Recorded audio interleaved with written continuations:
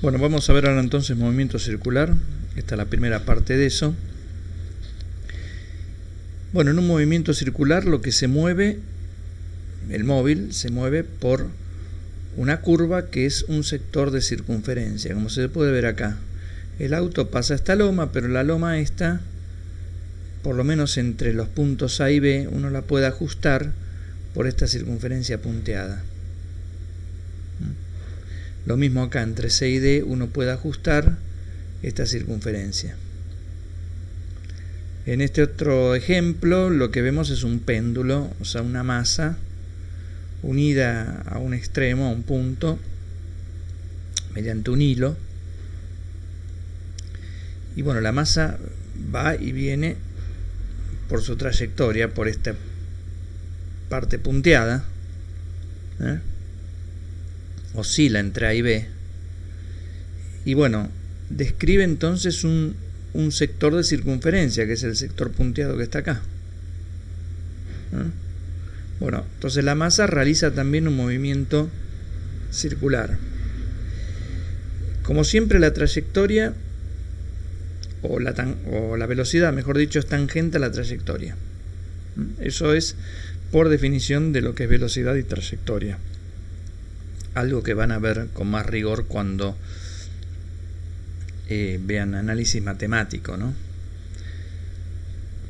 Entonces, supongamos ahora que uno tiene un movimiento, el auto por ejemplo, que se mueve con velocidad constante, por ejemplo, 10 km por hora, como dice acá. O sea, este auto se mueve durante todo el camino a 10 km por hora, que es lo que marca el velocímetro. Entonces nos preguntamos si existe aceleración. Ahí uno puede pensar lo siguiente: ¿cómo se define la aceleración? ¿O qué significa la aceleración? Bueno, cuando algo está acelerado quiere decir que está cambiando su velocidad.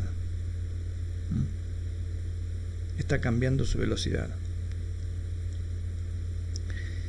Bueno, acá me están diciendo que va a 10 km por hora siempre. O sea, yo digo, bueno, esto no está cambiando la velocidad. Claramente. ¿Por qué el velocímetro del auto me marca siempre 10 km por hora? Entonces uno puede pensar y decir que, bueno, entonces no existe aceleración, ¿no? Dicho sea de paso, los movimientos que se ejecutan así, manteniendo la rapidez constante, por ejemplo, esto va siempre a 10 km por hora, a la velocidad que sea, se llaman movimientos circulares uniformes, donde esta U de uniforme significa justamente eso, que la rapidez no cambia. Entonces uno podría pensar, como dije antes, que la aceleración es cero, porque la velocidad es siempre la misma.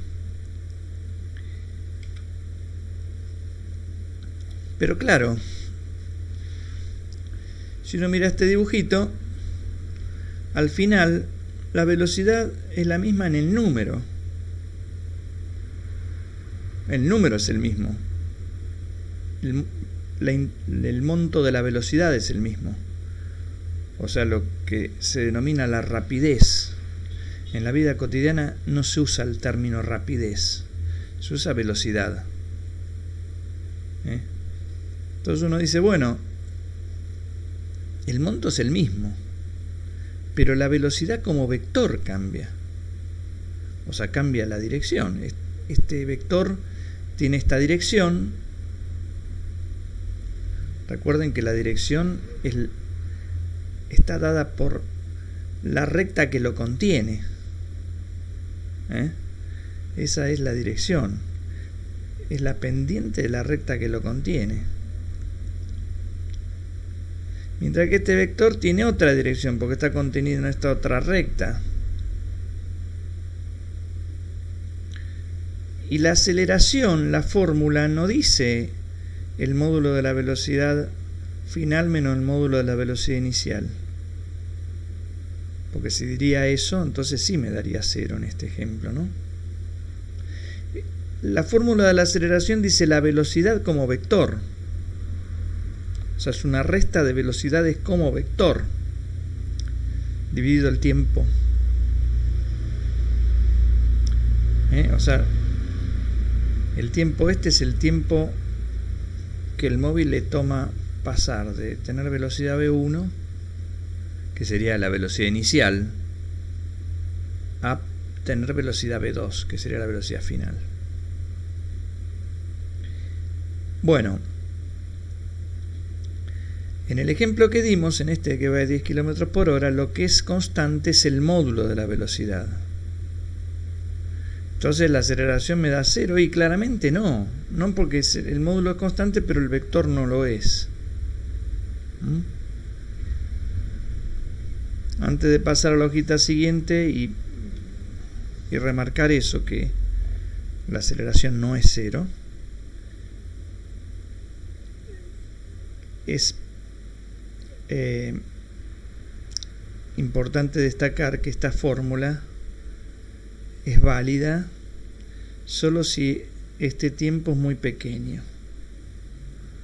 O sea, para que esta fórmula tenga realmente valor, yo tengo que comparar dos vectores de velocidad. Uno cuando el móvil está acá y el otro vector es cuando está apenas salió de acá, que pasó muy poco tiempo, ¿está bien? Yo en el siguiente dibujo voy a comparar dos vectores que están así distanciados, porque si no, no puedo hacer el dibujo. Entonces vamos un poco a eso. Entonces, bueno, ya dijimos que en el ejemplo anterior lo que son iguales son los módulos de las velocidades, pero no las velocidades como vector. Y eso ya me está diciendo que la aceleración no es 0.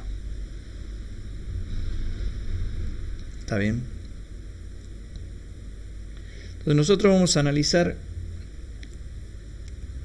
por lo menos hacia dónde apunta esa aceleración, cuál es su dirección y sentido. Y vamos a suponer que estoy en este caso, en el caso de un movimiento circular uniforme, es un movimiento que se realiza con rapidez constante, como en el ejemplo donde el autito iba siempre a 10 km por hora. Otra de las cosas que vamos a ver es, bueno, si existe fuerza aplicada a este móvil. Y de existir fuerza, ¿hacia dónde apuntaría? Y también cuánto vale el módulo de esa fuerza. Bueno, entonces yo voy a utilizar para saber hacia dónde apunta la aceleración la fórmula de la aceleración, la que vimos antes. Que yo dije que es válida solamente si este delta t es chiquitito. Pero acá vamos a suponer que es válida siendo este delta t un número no tan chico. Esto lo van a ver con rigor, o sea, cuando en la siguiente física, ahí ya habrán tenido que cursar análisis matemático, ahí van a ver con rigor esta demostración que yo estoy haciendo acá. Ahora simplemente es una demostración así muy informal de este tema, ¿está bien? Entonces, para calcular la aceleración yo tengo que restar vectores. Y después dividir esa resta por un número. ¿Cómo resto vectores? A la velocidad final le tengo que restar la inicial. Uno también podría pensarlo así, a la velocidad final le tengo que sumar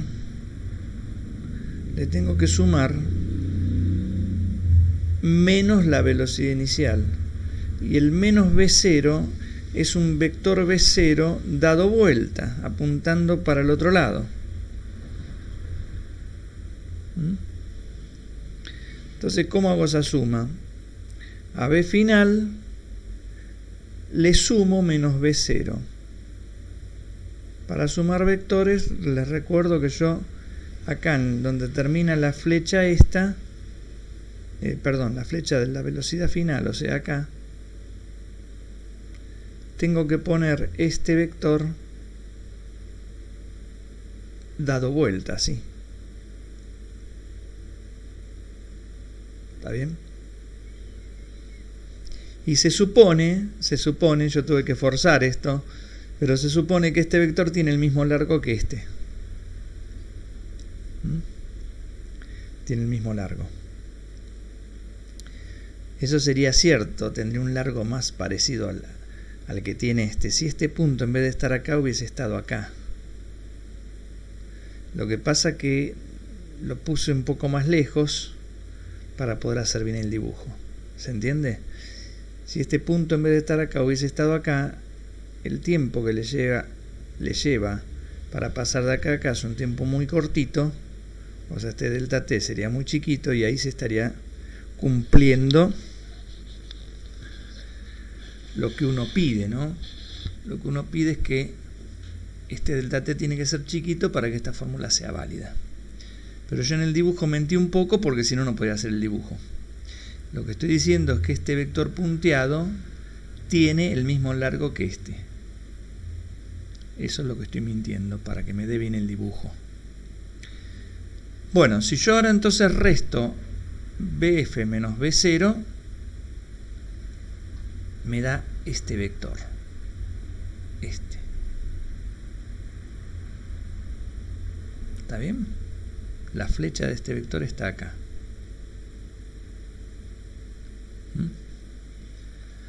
O sea, este vector, este vector grueso que tiene la flecha acá es bf menos b0. O sea, es esta parte de acá arriba. Si yo ahora lo divido por un número que es chiquito, o sea, más chico que 1, y el vector resultante va a ser más largo, ¿no? Si yo divido 10, dividido 0,1, me da 100, ¿no? O sea, cuando yo divido por un número más chico que 1, alargo todo esto.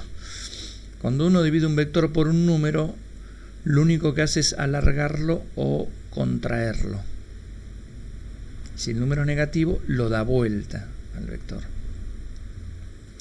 Pero acá el delta t es positivo porque el tiempo crece siempre.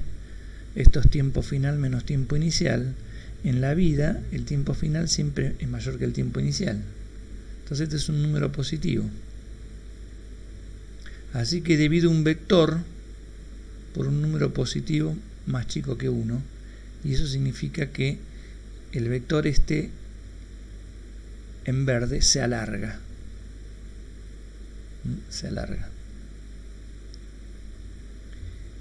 Y ese vector, esta división, es la aceleración. O sea que lo que me da el dibujo es que la aceleración apunta hacia el centro. Alguien puede decir, bueno, pero le da así porque usted mintió, dijo que este largo era el mismo que este. No. Si yo hubiera puesto este punto bien acá, serían iguales y me daría bien hacia el centro. Entonces, al contrario, me está dando bien lo que me tiene que dar. Bueno, como la aceleración apunta hacia el centro de la trayectoria, entonces uno la llama centrípeta. Centrípeta significa eso, que apunta hacia el centro. Entonces luego la vamos a anotar A sub c para esta aceleración. Bueno, todo el razonamiento sigue siendo válido si el movimiento no se realiza con velocidad constante, si se realiza a cualquier velocidad variable, como ustedes quieran. En los movimientos que se realizan con velocidad cambiante hay una aceleración que es la centrípeta que apunta siempre hacia el centro. Y bueno, y habrá otra aceleración en la trayectoria que no apuntará hacia el centro, pero la centrípeta es la que apunta hacia el centro. Y esa es la que va a tener una fórmula bien concreta. A ver si está la formulita. Bueno, todavía no está la formulita, pero esa aceleración centrípeta, ahora vamos a poner la fórmula, va a tener una expresión bien concreta. Que yo la voy a poner acá a mano y ustedes la van a ver de dónde sale eso cuando cursen la siguiente física. Porque para demostrar de dónde sale eso hay que emplear análisis matemático, vuelvo a repetir. Bueno. Antes de poner lo que vale la aceleración centrípeta, respondamos esto que yo les preguntaba. ¿Existe una fuerza neta aplicada a este móvil? Y de existir, ¿hacia dónde apuntaría? Bueno, por la segunda ley de Newton, la fuerza neta o total sobre un cuerpo es la masa por la aceleración. Ahora, si la aceleración entonces no es cero, como la masa no es cero, quiere decir que la fuerza total no es cero. Estoy hablando de cuerpos que tienen masa, que son los cuerpos que entran en el problema, en las ecuaciones del problema. Una soga sin masa no entra en las ecuaciones del problema, justamente porque no tiene masa. Pero cualquier otro cuerpo con masa, o que uno lo considere másico, entra en el problema. Esto no es cero, como la aceleración no es cero, y la fuerza neta sobre el cuerpo tampoco puede ser cero. Entonces, eso en principio, ¿qué es lo que dice acá? Si la aceleración no es cero, la fuerza total o neta tampoco es cero. Bueno, también por esta ley de Newton, la fuerza y la aceleración son vectores colineales, o sea, paralelos, están en la misma línea recta. ¿Por qué? Porque si yo multiplico la aceleración por un número positivo, me da un vector, en este caso la fuerza, que va a tener que ser paralelo a esto, ¿no? Porque cuando yo agarro un vector y lo multiplico por un número positivo, obtengo otro vector paralelo al vector multiplicado. Ya dijimos que cuando uno multiplica un vector, en este caso la A, por un número, en este caso la M, lo único que le hace al vector es estirarlo o contraerlo. O lo da vuelta si M fuese negativa, pero en este caso M es positiva. Bueno, o sea que la fuerza total también es centrípeta, que es este dibujo que está acá. Es este dibujo que está acá. O sea, la aceleración y la fuerza apuntan hacia el centro de giro. Dicho sea de paso, este segmento que une el centro de giro con la masa que se mueve, este segmento orientado, se denomina radio de curvatura. Vamos a decir segmento, no digamos segmento orientado, radio de curvatura. Es el radio de la circunferencia. Entonces lo que me está diciendo esto es que yo, para que el cuerpo gire, tengo que tironearlo, vamos a decir así, hacia el centro en cada momento. Si yo en algún momento dejase de tironear hacia el centro, este cuerpo seguiría derecho. ¿Está bien? Entonces, la fuerza centrípeta es la fuerza que hace que el cuerpo gire. Y es la que uno tiene que hacer para que gire el cuerpo. Bueno, digo esto porque a veces se suele decir, un cuerpo gira, entonces aparece la fuerza centrípeta. Y eso no está correctamente bien dicho. No es que el cuerpo gire y entonces aparece la fuerza centrípeta. No. Aparece la fuerza centrípeta y por eso el cuerpo gira. ¿Está bien? Aparece la fuerza centrípeta y por eso el cuerpo gira. Si no apareciera la fuerza centrípeta, el cuerpo no giraría. Esto que estoy remarcando son las cosas físicas conceptuales que ustedes tienen que aprender. Las fórmulas son fórmulas, están puestas ahí, uno las estudiará. Pero estos son los conceptos que uno tiene que aprender. Si yo no hago fuerza sobre el cuerpo y lo tironeo permanentemente hacia adentro, no puedo lograr que esto doble. ¿Está bien? Bueno, esa fuerza centrípeta puede tener cualquier origen. Por ejemplo, si esta fuese la Tierra y acá está el Sol, la fuerza de esta centrípeta sería la fuerza gravitatoria que hace el Sol a la Tierra, ¿no? Si lo que gira es una piedra, esto es un hilo, está atada acá al centro, la fuerza centrípeta es la tensión que hace el hilo. Si esto fuese una carretera y el auto gira por la carretera, la fuerza centrípeta tendría que ser la fuerza de rozamiento. Bueno, ya vamos a ver ejemplos para que ustedes fijen esa idea, que es la idea más importante de todo este tema. O sea, la idea central de este tema, la que uno tiene que entender sí o sí, es eso que les estoy contando. ¿Qué es la fuerza centrípeta? Básicamente, ¿cómo la puedo escribir? Después están las fórmulas. Bueno, la fórmula de la aceleración centrípeta es esta. Es la velocidad al cuadrado sobre el radio. Fórmula que vale ya sea que el cuerpo se mueva con velocidad constante o no. O sea, con rapidez constante, a eso me refiero, ¿no? Que se mueva siempre a 10 km por hora. O no. O que se mueva con rapidez variable. En los dos casos vale esta fórmula. Bueno, dijimos que a la velocidad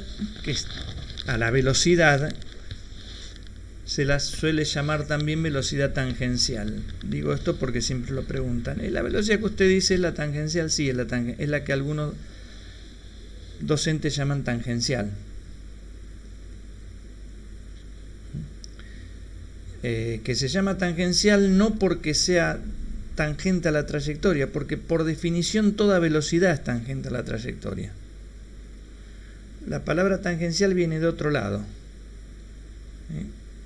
que ya lo van a ver. Está relacionada con que para resolver estos problemas, para deducir esta fórmula, en la física que viene, ustedes no van a utilizar un sistema cartesiano, ejes X e Y.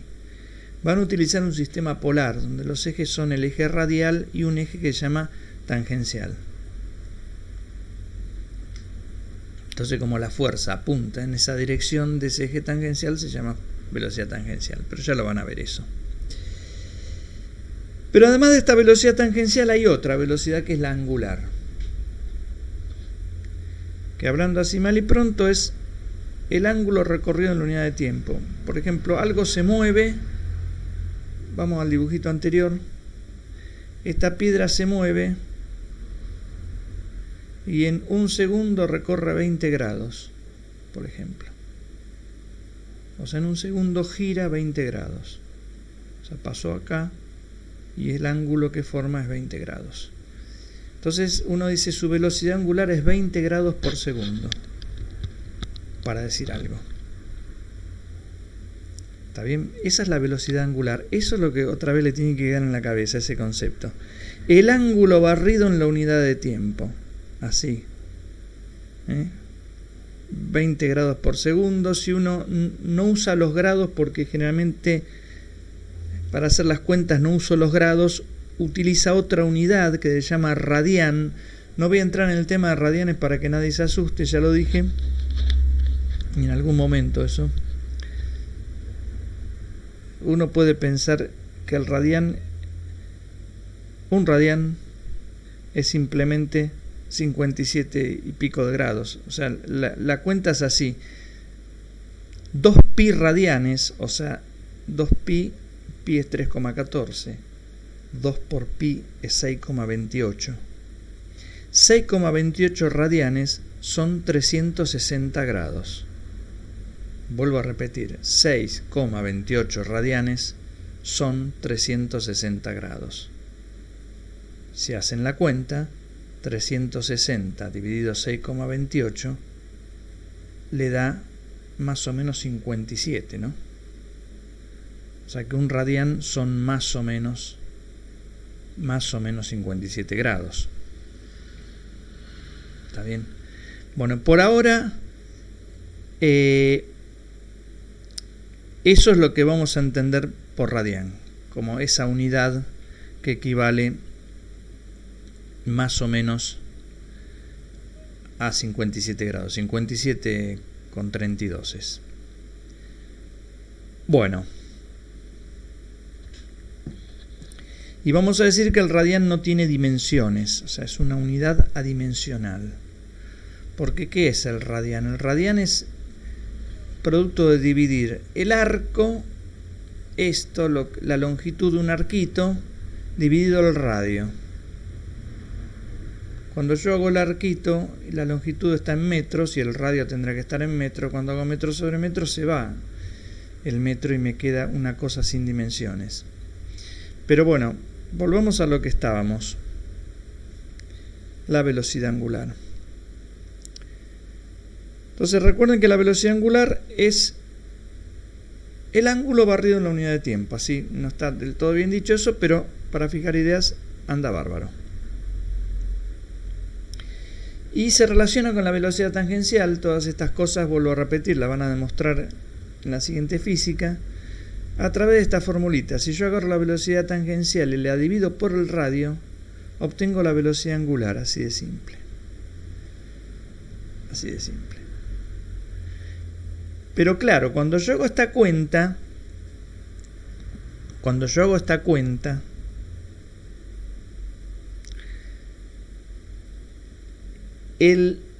la velocidad angular que voy a obtener va a estar en radianes sobre segundo, o sobre unidad de tiempo, segundo, minuto, lo que sea. Por ejemplo, si yo divido la velocidad tangencial 20 metros por segundo, dividido el radio, 1 metro, el metro se me va con el metro y me queda 20 dividido segundo. Esos 20 son radianes. Siempre, siempre. No son grados. Cuando hago esta cuenta no me da grados por segundo, me da radianes por segundo. Bueno, vamos a un problema para fijar estas ideas. Supongamos que este torno da, el extremo de un torno dental, se puede pensar como una pieza cilíndrica muy chiquitita, de 1/4 de milímetro, y generalmente los tornos dan 583 vueltas por segundo, o sea, una monstruosidad, ¿no? Por eso el ruido, cuando uno los escucha, ¿no? Tienen ese ruido tan temerario. 583 vueltas por segundo quiere decir que en un minuto dan 60 veces más vueltas. Si en un segundo dieron 583, en un minuto darán 583 multiplicado por 60. O sea, en un minuto habrán dado 34.980 vueltas. Cuando uno dice 34.980 vueltas por minuto, a esa unidad, vueltas por minuto, se la llama RPM. Revoluciones por minuto. En vez de decir vueltas por minuto, revoluciones por minuto. Es una unidad que se utiliza en ingeniería muchísimo. No se dice vueltas por minuto, se dice RPM, ¿no?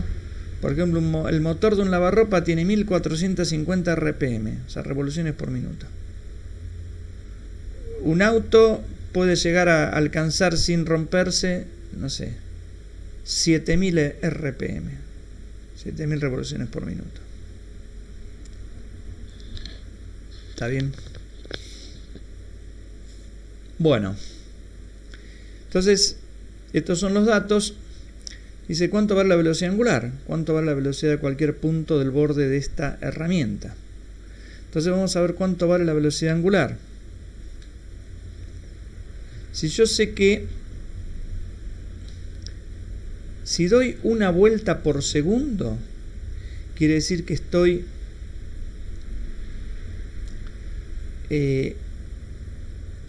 dando en cada segundo 360 grados. Dijimos que 360 grados son 2 pi radianes. O sea que estoy dando 2pi radianes por segundo. Que lo anoto así, 2pi sobre segundo, porque el radian ya dijimos que no tiene unidad. Entonces tendría que hacer 2pi por 583. ¿No? 2pi sobre segundo por 583. Y eso me daría 3663 radianes por segundo. Uno lo puede escribir en grados esto, ¿no? Lo que está acá arriba son radianes. Un radian son 57 grados. Si hago la cuenta, 3663 y lo multiplico por 57 grados,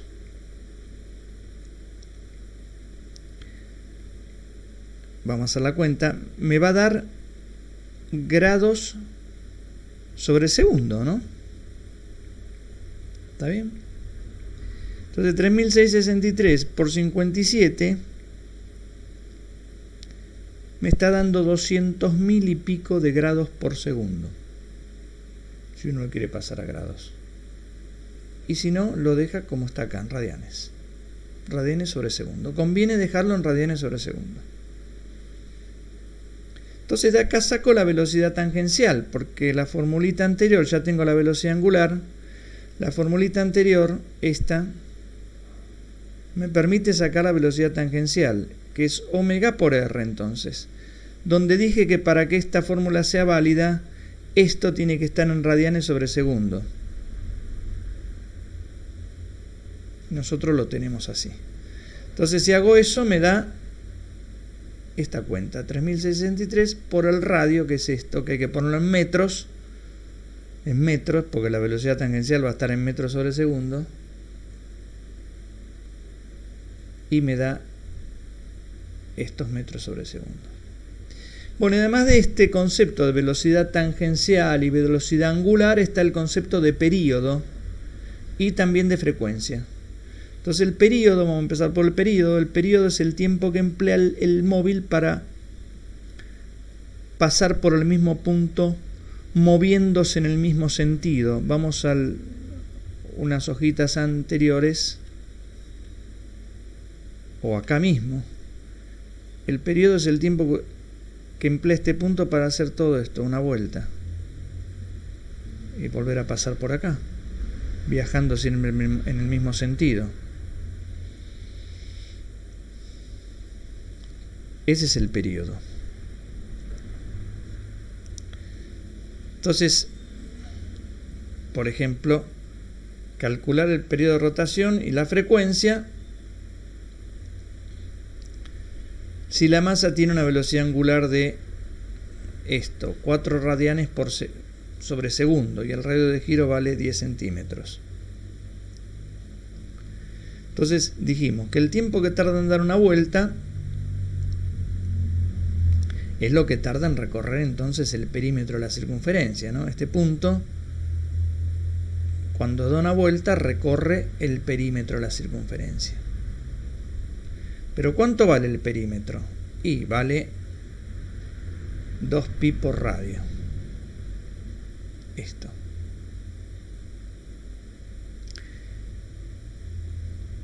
Si la velocidad es constante, la cuenta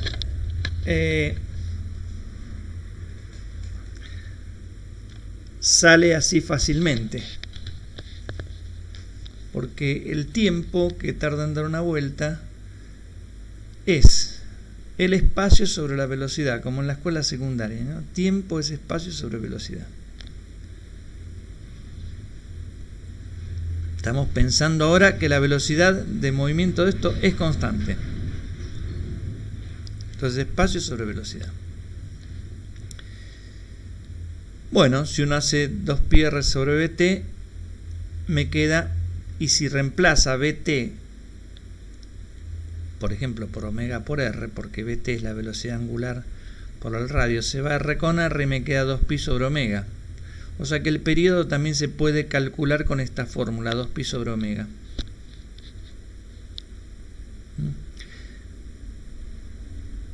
En este caso me va a quedar 2pi/4 en este ejemplo, porque el omega es 4, me queda 6,28 dividido 4, me da unos 57 segundos. ¿Está bien? Unos 57 segundos. Bueno. ¿Y qué pasa con la frecuencia? La frecuencia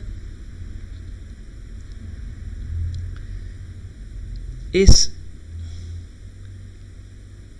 la cantidad de vueltas o la cantidad de veces que pasa el móvil por acá, por ese mismo punto donde salió, en la unidad de tiempo. O sea, eso está definido acá, ¿no? La frecuencia es cantidad de veces que el móvil pasa por el mismo punto, moviéndose en el mismo sentido, en la unidad de tiempo. Y uno puede ver que la frecuencia entonces es la inversa del período. Pongamos un ejemplo. Si el período, vamos al dibujito anterior, ¿no? Supongamos que el período sea 0,1 segundo. O sea que el tiempo que tardó esto en dar toda una vuelta es 0,1 segundo. ¿Cuántas vueltas dan un segundo? Y 10 vueltas, ¿no? Si una le lleva 0,1 décima de segundo, en un segundo da 10 vueltas. Entonces la cantidad de vueltas que da en un segundo es la frecuencia. Pero la calculamos haciendo 1 dividido el periodo, ¿no? O sea que es esta fórmula. Si yo pongo acá 0,1, 1 dividido 0,1 me da 10. ¿Está bien? Entonces las unidades de la frecuencia son 1 sobre tiempo, porque el periodo está medido en unidades de tiempo. Uno puede emplear cualquier unidad de tiempo. 1 sobre minuto, 1 sobre hora, 1 sobre día, 1 sobre año. Pero cuando emplea como unidad de tiempo el segundo, a esa unidad 1 sobre segundo se lo llama hertz. Entonces, en nuestro ejemplo, la frecuencia es 1 dividido el periodo. Si yo pongo el periodo en segundos, como hice acá, cuando hago esta cuenta, 1 sobre el periodo en segundos, me da la frecuencia 0,63 sobre segundo o 0,63 Hz, en honor a este hombre. ¿Está bien? Bueno, ahí se terminó por ahora esta primera parte. Después en la segunda parte seguiremos con estos temas, ¿no? Básicamente problemas más concretos donde vamos a identificar, que es lo importante, cuál es la fuerza centrípeta, cómo se escribe. Básicamente eso. ¿Está bien? Bueno, será entonces hasta la próxima presentación.